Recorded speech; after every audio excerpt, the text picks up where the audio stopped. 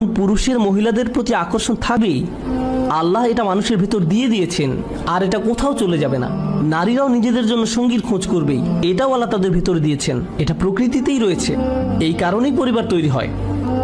আজ যখন অসুস্থ, নোংরা আর অবৈধ কার্যক্রমের দরজাকে বিস্তীর্ণ রূপে খুলে দেওয়া হয়েছে, এরকম পরিস্থিতিতে একজন যুবক এসে যখন বিয়ের কথা বলে, আমি জানি আমি মাত্র ভার্সিটির 3য় বর্ষে পড়ি, আমি জানি আমি মাত্র ভার্সিটির 3rd ইয়ারে পড়ি, কিন্তু আমি আর পারছি না মা, আমি আর পারছি না বাবা। সে হয়তো এভাবে বলে না, আব্বা আমার হরমোন আমাকে পাগল বানিয়ে দিচ্ছে, ক্যাম্পাসে মেয়েদের যা অবস্থা, আমি জানি না আপনাকে কি বলবো।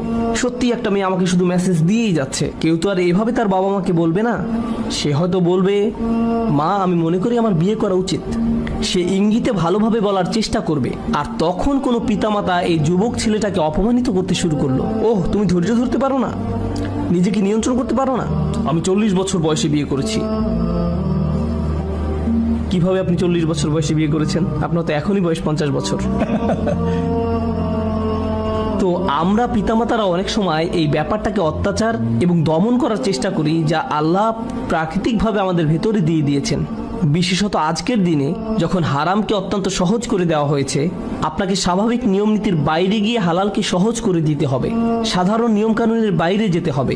হালালের পথ উন্মুক্ত করার মাধ্যমেই কেবল আপনি হারামকে মোকাবেলা করতে পারবেন।